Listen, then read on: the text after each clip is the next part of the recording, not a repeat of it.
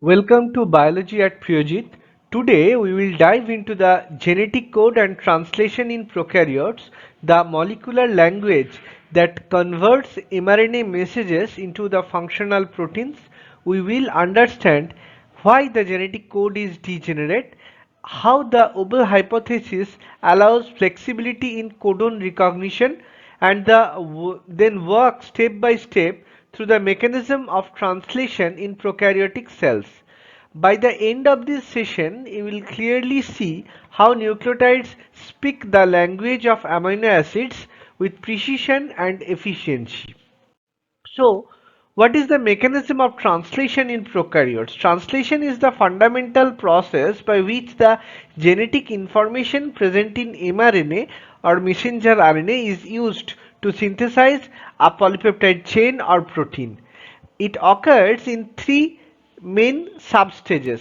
First one is the initiation. We know that translation begins with the assembly of the initiation complex. The 30S ribosomal subunit binds to the mRNA at the signed Dalgarno sequence. The start codon AUG is recognized. The initiator tRNA, F-mate tRNA F-mate binds to the P site of the ribosome. The 50S ribosomal subunit then joins to form the 70S initiation complex. The initiation factors IF1, IF2 and IF3 and GTP are required for this process. What is elongation? The ribosome moves along the mRNA in the 5' to 3' direction. So each codon on mRNA is read sequentially. Amino acyl tRNA then enters the A site carrying the specific amino acid. Then peptide bond formation occurs between amino acids at the P and A sites, and the growing polypeptide chain is then transferred to the RNA in the A site. The ribosome then translocate one codon forward with the help of elongation factors EFTU, EFTS, EFG and ultimately GTP. So this process repeats, increasing the length of the polypeptide chain. Now the third stage is termination, which ends when a stop codon UAA, UAG or UGA enters the A site, not tRNA binds to the stop codon. Release factors, whether it is RF1, RF2 and RF3, binds to the ribosome. The completed polypeptide chain is then released, and ribosomal subunits mRNA and tRNA then dissociate. These are the components required for major stages of protein synthesis in E. coli, that is activation of amino acid, initiation, elongation, termination and release, and then folding and post-translational processing. So these are what are the requirements for translation? mRNA, which is act as the template for protein synthesis, ribosomes, 70S ribosome, that is site for translation, tRNA carries amino acids. Amino acids are the building blocks of protein. Enzyme and protein factors, that is IFs means initiation factor, EF is elongation factor and RF is the release factor. Energy molecule, that is whether it can be ATP or GTP. So the key points to remember are the translation occurs in cytoplasm of prokaryotes. Multiple ribosomes can translate the same mRNA simultaneously, or polysomes. The amino acid sequence is then determined by the codon sequence of the mRNA. Genetic code translation is the process by which the nucleotide language of mRNA is converted into the amino acid language of proteins. This conversion is basically governed by the genetic code. The genetic code is read in units of 3 nucleotides at a time, which are called codons, and each codon specify one particular amino acid. Codons that code for amino acids are called sense codon. Example, AGC code for serine, GGG code for glycine, etc.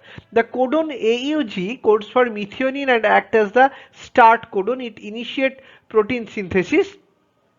It also codes for methionine at internal position. Three codons do not code for any amino acid such as UAA, UAG and UGA. They are called as stop codon, termination codon or nonsense codon. What is adapter hypothesis? This is the tRNA molecule. So according to Francis Crick, it states that amino acids do not directly recognize mRNA codons. An adapter molecule, that is a tRNA molecule, link amino acids to mRNA, and later experiments by Paul Jaminick and Malan Hugland proved that adapter molecule is the tRNA. So this is the image showing the process of the sequence in mRNA, how it's translated into protein sequence. So this is the image showing the genetic code. There are some examples of exception to the genetic code. Now we know about role of the tRNA and anticodon. Each codon in mRNA is recognized by a complementary anticodon present on tRNA. Anticodons are also made up of 3 nucleotides. Each tRNA carries a specific amino acid. Thus, the sequence of codons in mRNA always determine the sequence of amino acids in the polypeptide chain. Degeneracy of the genetic code, we know that proteins are made up of roughly 20 different amino acids, and mRNA has 4 types of bases: A, U, G and C. A 2-base codon system would produce only 16, that is 4 square combination, which is insufficient for coding 20 different amino acids. So a 3-base codon system produces 64 possible codons. Since 64 codons code for only 20 amino acids, the genetic code is called as said to be degenerate. Degeneracy means basically more than one codon specify the same amino acid. Here we can see that there are 2 codons specify UUU and UUC code for phenylalanine, UCU and UCC and UCA and UCG code for serine. So this is degeneracy. More than one codon can specify same amino acid. Such codons are called as synonymous codon. In most cases, the first 2 bases are the same and variation occurs in the 3rd bases. So what is reading frame? The start codon AUG establishes the reading frame of mRNA. A reading frame is the way the nucleotides are grouped into codons. Once the reading frame is set, codons are read continuously and non-overlapping. Wobble hypothesis. The 3rd base of a codon is called the Wobble hypothesis. The Wobble hypothesis was proposed by Francis Crick. According to this hypothesis, normal Watson-Crick base pairing occurs at position 1 and position 2 of the codon, position 3 and 2 of the anticodon. So the first base of anticodon can form non-Watson-Crick base pairing with the 3rd base of the codon. So these flexibility or wobbling allow one tRNA can recognize more than one codon. Wobble explains the degeneracy of the genetic code and why the cell needs fewer tRNAs than codons. Role of tRNA in translation. We know that each tRNA has 2 important functions, that is recognition of codon on mRNA using its anticodon arm, and it carries a specific amino acid at its 3' end. Codon anticodon pairing ensure correct amino acid placement.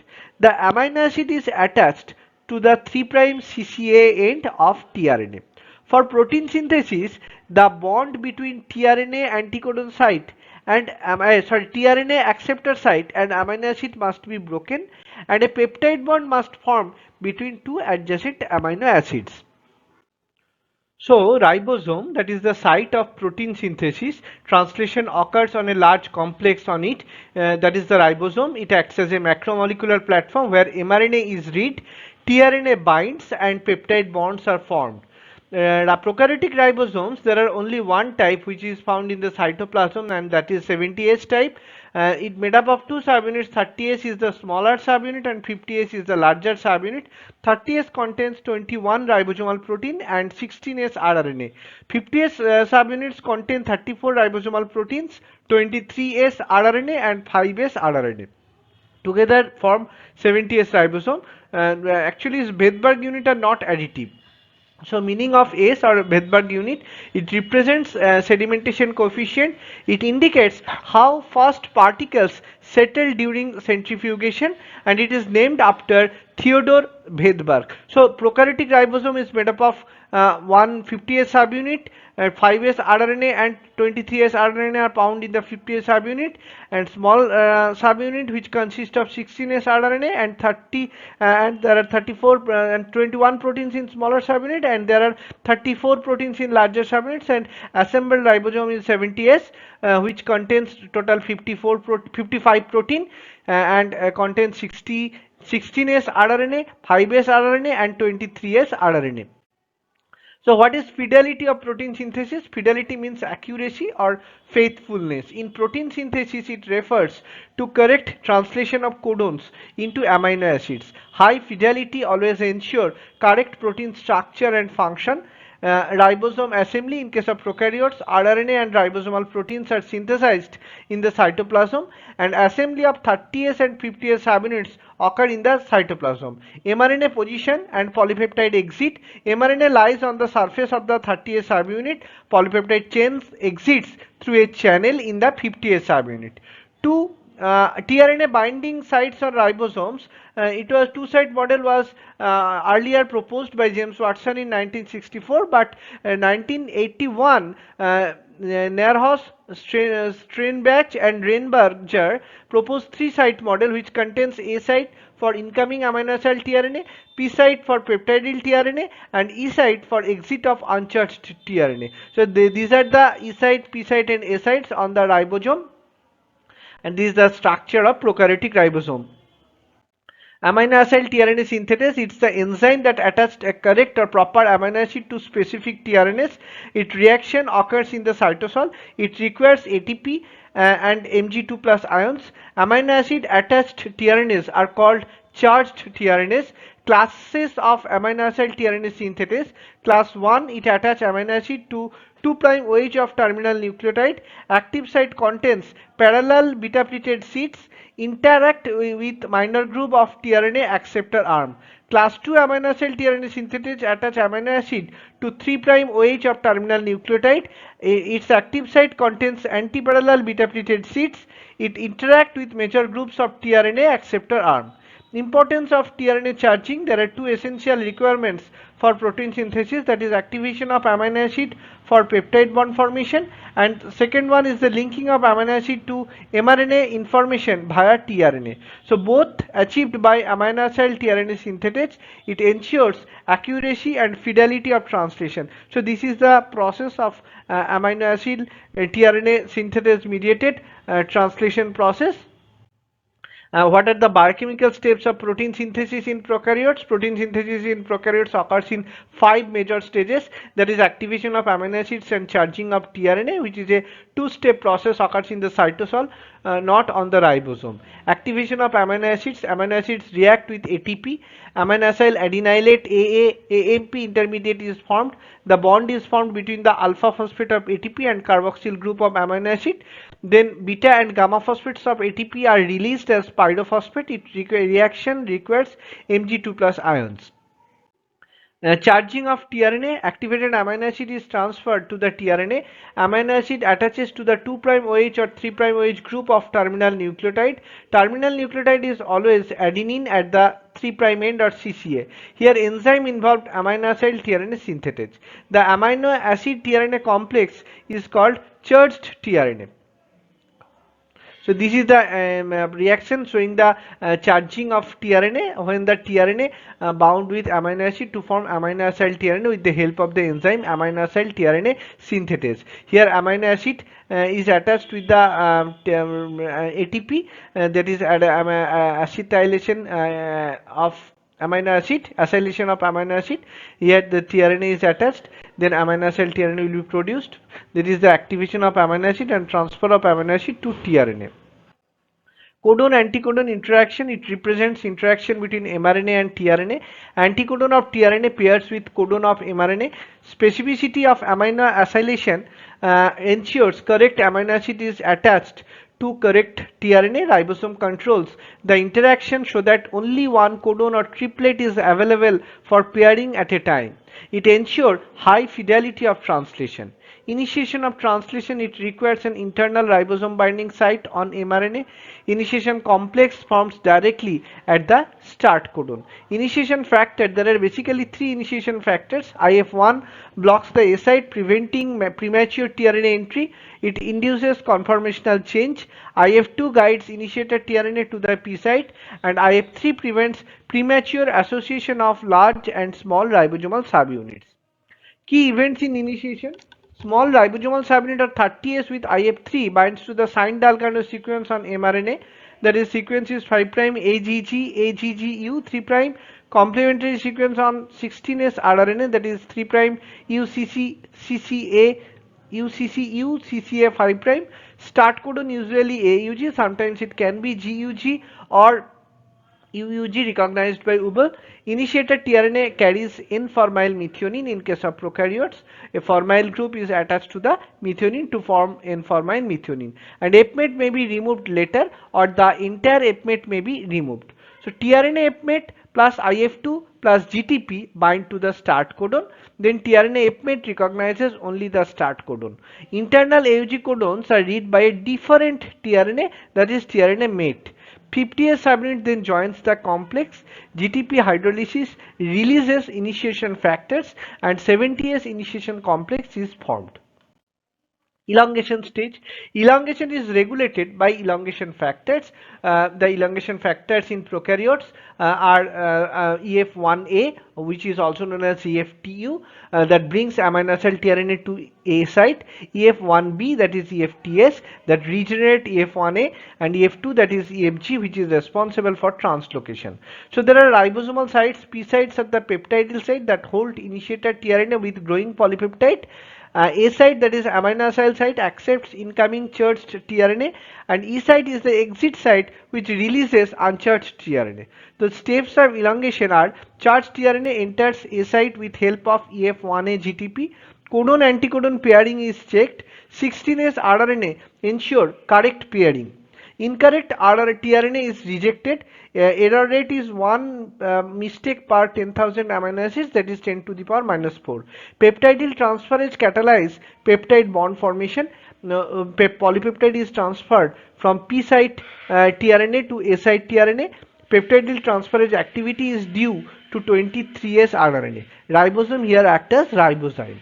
Ribosome translocates by 3 nucleotide, and the process requires EF2 GTP. So this is the steps of elongation. So tRNA shifts from A to P and P to E.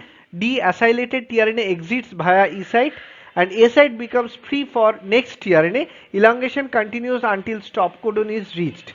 Rate of elongation, that is prokaryotes, 15 to 20 amino acids per second.